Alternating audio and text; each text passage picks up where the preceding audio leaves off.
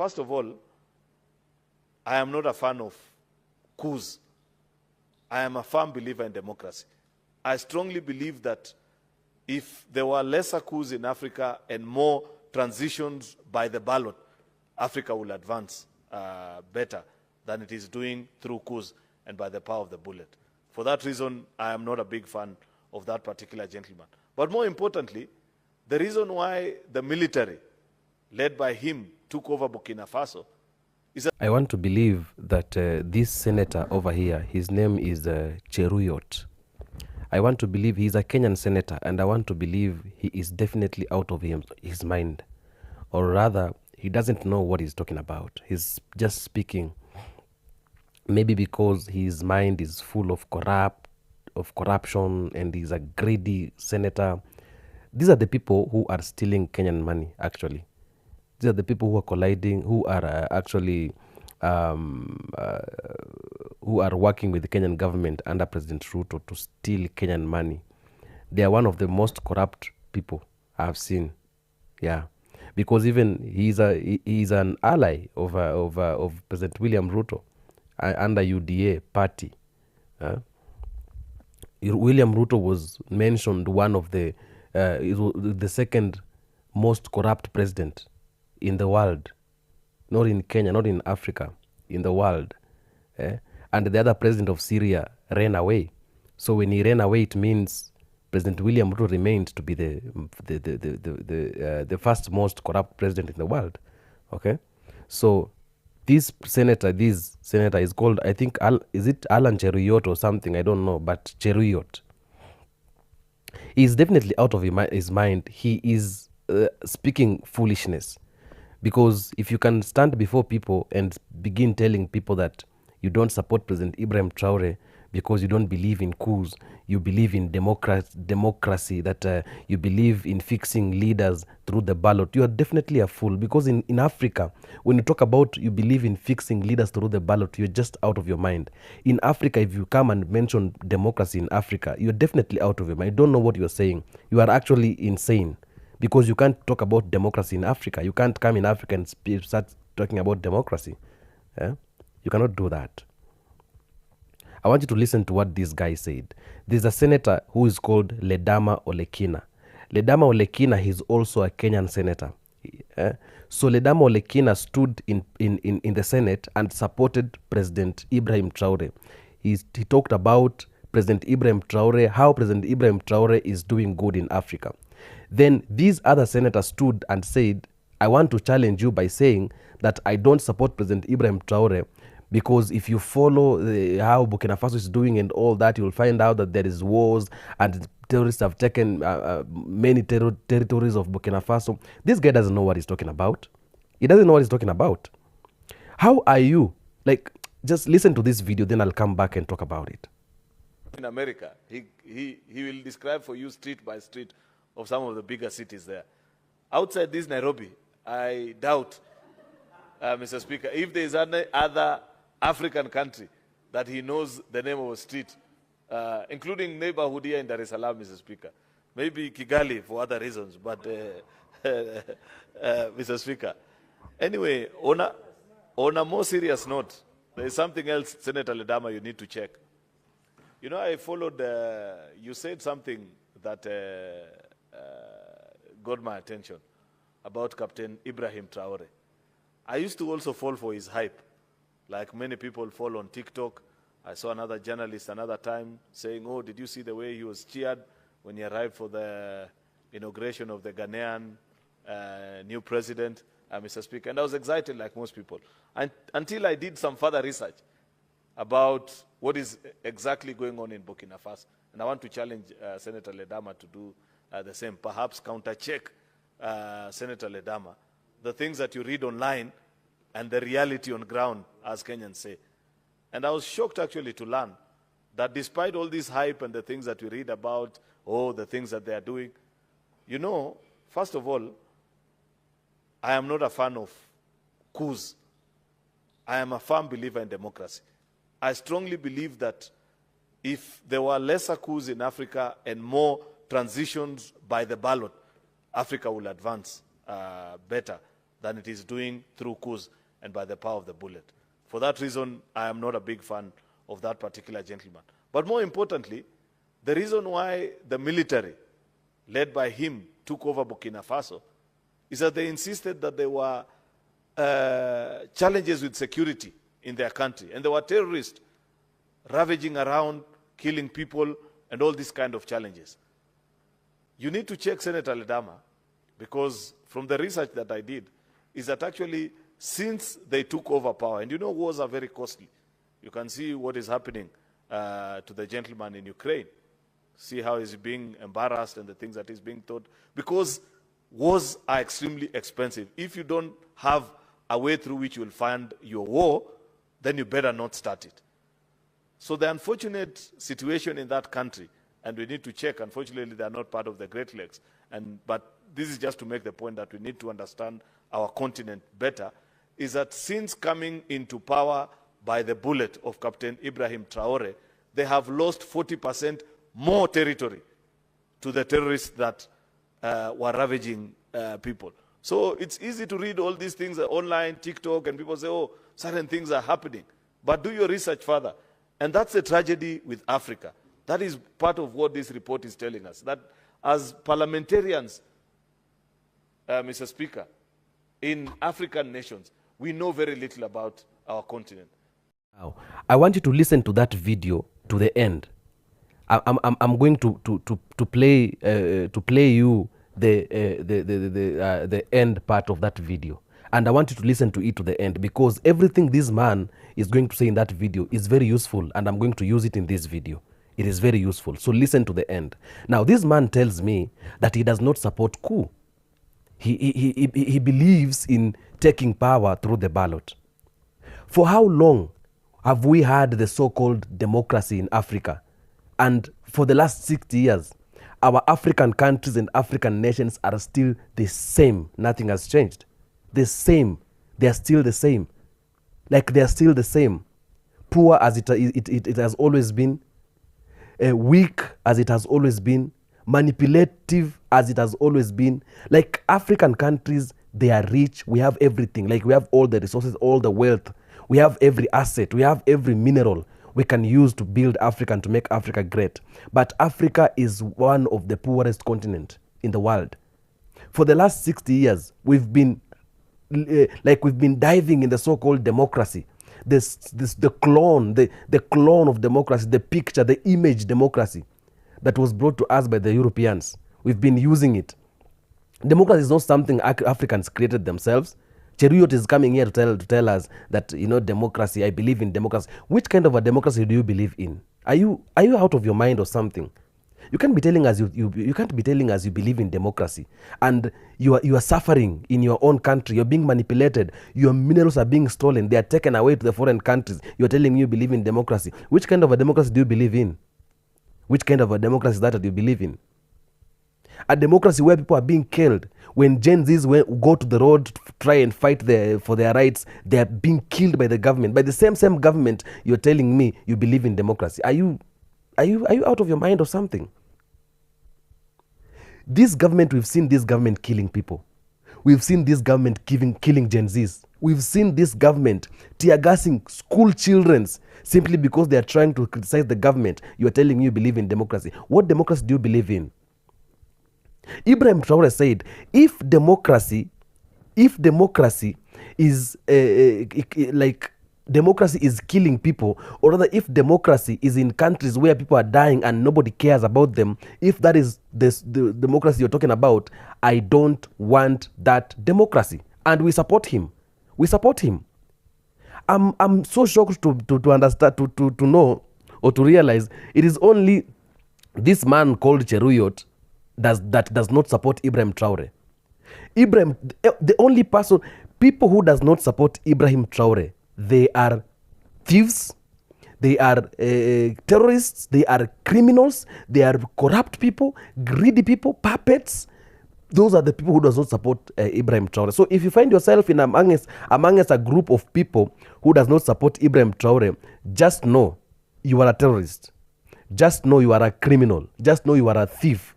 Just know you are the people who are stealing people's money, government money, public money. Just know that. And then, now, this other part of the video, this Cheruyot goes on and starts talking about the same things that Ibrahim Traore has been talking about. Okay? Now, Cheruyot now, in the next video that I'm going to play, he's speaking on issues and things. Like he's saying, we are supposed to now build Africa. We are supposed to open businesses. We are supposed to open boundaries. We are supposed to connect our to find markets for the things we are for the items we have and all those things. We are supposed to take down the wars that is in Africa. So that this is where now I just felt like this man is very, like, he's just, let me tell you something. The man who is criticizing Ibrahim Traore, he is still speaking on the things that we are supposed to do as Africans. And Ibrahim Traore, on the other hand, he is doing them, not speaking. So he himself, he is still in words. Ibrahim Traore has already started putting it in action, supporting agriculture. Have you seen how he has been buying tractors and farm machineries for the people of Burkina Faso who are doing farming? Have you seen? Have you seen how he has been buying motorcycles and giving them for free? This country that is a democratic country, a Kenya that is democratic country. When did you see president distributing farm machinery to farmers, even after lying to them that he's going to work with them, he's going to make them earn better, he's going to make them rich? When did you see that? The president lied to everybody. He lied to the borders. He lied to the mamambogas, even the small people. That he could just distribute small money and raise their business. He lied to them. Ibrahim Traore is buying tractors and farm machineries, water pumps, and giving to the farmers for free so they can be able to enhance their agricultural... What are you telling me? And you're calling yourself a democratic country. So you are criticizing Ibrahim Traore. You are saying, I cannot support Ibrahim Traore. And on this hand, you are coming to tell us the things we are supposed to do. The same things you are telling us we are supposed to do. Ibrahim Traore, he is already doing them. He has already placed them in action. Like, he is not talking about them. The time of speaking to Ibrahim Traore passed. Now it is time of working. In Kenya, we have ministers who are corrupt. They're stealing money every day. They're eating people's money every day. They don't even care about the people. They don't care if people are well or people are not well. They only think about themselves. In Burkina Faso, in the government of Ibrahim Traore, if he finds you stealing money in his government, he arrests you immediately and takes you to jail. You want to compare Kenya, or you want to compare your country and your government, your leaders, and Ibrahim Traore? You are... Someone said in the comment section in that video that it was posted that you are international thieves, and international thieves cannot be fan of international leaders. So Ibrahim Traore is an international leader. You are an international thief. Listen to this video. Of course, the issue that you further raised, Senator Ledama, which is extremely important, is the challenges of travel within this continent. You remember in 2023, President William Ruto flagged off outside here, just next to Parliament at KICC, the first consignment of goods that were supposed to be sold from Kenya into the rest of the African countries under the ACFTA arrangement, Mr. Speaker. It took 3 months for those goods to get from Nairobi to Accra, Ghana, because of the challenges of logistics, border points, areas where there are conflict, poor road network, and infrastructure, Mr. Speaker. Very serious challenges that this continent is facing, Mr. Speaker, which, unless we as the leaders, we that serve in Parliament, almost all our governments and institutions on the continent, Mr. Speaker, have their budgets drawn in their parliaments. And we must consciously begin to make decisions that further make our countries more competitive. We must think beyond, Mr. Speaker, just passing division of revenue and saying we have done our duty as a Senate of the Republic of Kenya. We must know, how do we open up markets for our farmers, Mr. Speaker? That's why we must appreciate President Trump for these tariffs, because they are a wake-up call to us. We don't need to fight, Mr. Speaker, to access that market if we were to trade and make it possible for Africans to trade amongst themselves, Mr. Speaker. Half of the goods that we export, Mr. Speaker, actually come back to the rest of the continent at a higher cost. Lipton tea, which leaves Kericho, Mr. Speaker, at $2, arrives back in Accra, having been processed at their facility in France and Netherlands, Mr. Speaker, at $4 or $6, Mr. Speaker. Just across the same continent, trading amongst ourselves, but through intermediaries that are based in other continents that are better organized. And therefore, until we begin following through the recommendations of such reports, Mr. Speaker, we continue to make a mockery of the citizens that we lead, of the time that we spent in these conferences talking about the challenges and the things that we need to do to address and make our continent better, Mr. Speaker, because the solutions lie within ourselves. If Africa was to trade amongst itself, Mr. Speaker, we would earn more respect.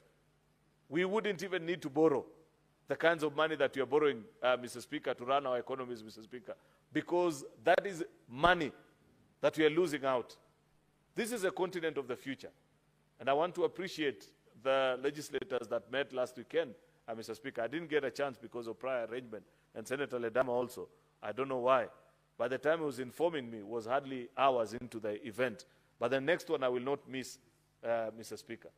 And I plead that I be invited prior, because they are discussing about the future and what is our place, including on matters very important such as the climate change, which is being addressed in this particular document. It is until we begin to converse amongst ourselves, at least even at the level of leadership, to ask ourselves very basic questions, Mr. Speaker. Why are we not able to ratify even the simplest of proposals that have been put up, even just here at the East African community, Mr. Speaker?